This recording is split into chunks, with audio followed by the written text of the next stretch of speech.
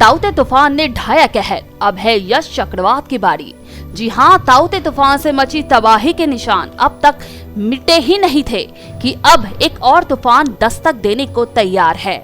कोविड-19 के कहर के बीच बंगाल की खाड़ी में बनने वाली चक्रवाती तूफान यास ने प्रदेश के लिए मुश्किलें बढ़ा दी है।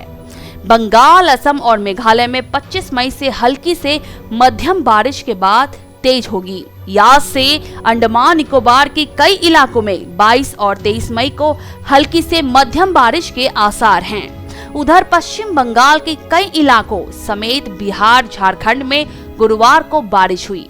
मौसम विज्ञान विभाग के क्षेत्र निदेशक जी.के. दास ने कहा, तूफान उत्तर पश्चिम की तरफ बढ़ सकता है और 26 मई शाम तक पश्चिम बंगाल, ओडिशा के तटों तक पहुंचने के आसार हैं। आज के ইস্ট সেন্ট্রাল বেতে একটা নিম্নচাপ হয়েছে 22 তারিখে। আগামী 24 ঘন্টার মধ্যে এইটা একটা ডিপ্রেশন হবে, তারপরে নর্থ ওয়েস্টার্লি ডাইরেকশনে মুভ করে 24 তারিখের মধ্যে সাইক্লোনিক স্টর্ম ফর্ম হবে, তারপরে ফার্দার ইন্টেন্সিফাই করবে কিন্তু और वेरी सीवियर साइक्लोनिक स्टॉर्म होवे नेक्स्ट 24 आवर्स में। मौसम विभाग ने बताया, उत्तर अंडमान समुद्र और बंगाल की खाड़ी के पूर्वी हिस्से में 22 मई को कम दबाव का क्षेत्र बनने की संभावना है। इसके 24 मई तक चक्रवाती तूफान में तब्दील होने का अनुमान जताया गया है। मौसम विभाग ने चक्रवाती तूफान के 26 मई तक ओडिशा के अलावा पश्चिम बंगाल के समुद्र तटीय इलाकों में पहुंचने का अनुमान जताया है। प्रशासन ने चक्रवात से निपटने के लिए अपनी कमर कस ली है। जी हां, पिछले साल चक्रवात आम्फान से हुई भारी तबाही से सबक सीखते हुए बंगाल सरकार ने प्रशासन को अगले सप्ताह पश्चिम बंगाल के तट से टकराने वाले शक्तिशाली चक्रवात यास से निपटने के लिए पूरी तरह तैयार रहने का निर्देश दिया है।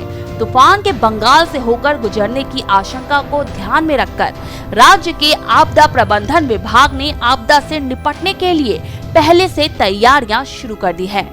इसको लेकर राज्य सचिवालय नवान्नों में बैठक की गई। बैठक के बाद सचिवालय की ओर से जिला अधिकारियों के लिए दिशा निर्देश जारी किए गए हैं, जिनमें सभी सरकारी कर्मचारियों की छुट्टी रद्द कर दी गई है और डीएम को सभी संबंधित विभागों के साथ बैठक करने को कहा गया।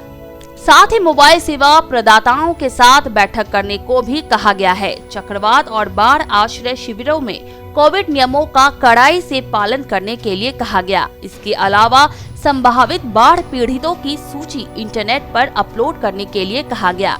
मछुआरों के समुद्र में जाने पर पूर्ण प्रतिबंध लगाने के अलावा नावों को सुरक्षित स्थानों पर रखने के लिए कहा गया है। निचले इलाकों के निवासियों को बारिश शुरू होने से पहले ही घर खाली करने का निर्देश भी दिया गया। नागरिक सुरक्षा कर्मियों को उन क्षेत्रों में तैनात करने के लिए कहा गया जहां हताहतों की संख्या अधिक हो सकती है। नदी तटबंध में हुए नुकसान की जल्द मरम्मत करने को निर्देश दिया गया। तूफान के बाद पेड़ों को काटने और सड़क साफ करने के लिए टीम को तैयार रखने और पेड़ की खतरनाक शाखाओं को काटने और सीवर की सफाई करने के निर्देश दिए गए। उम्मीद है कि तूफान आने से पहले आप सभी अपनी और अपने परिवार की सुरक्षा के लिए सारी सावधानियां बरतेंगे और अपने आसपास के लोगों को भी सावधानी बरतने की हिदायत देंगे। सीएन राष्ट्र के लिए पूनम शॉ की रिपोर्ट।